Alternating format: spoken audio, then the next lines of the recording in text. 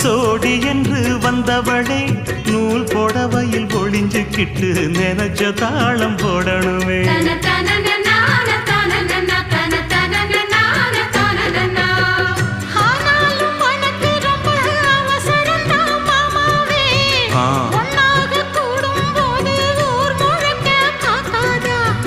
பார்த்தாலும் தவறு இல்ல பனியுறங்கும் ரோசாவே உன்னால சொத்த வச்ச மூக்குலதான் வைக்காதா.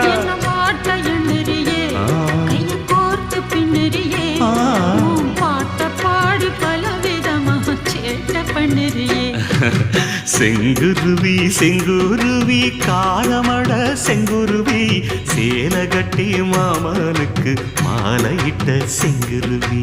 செங்குருவி செங்குருவி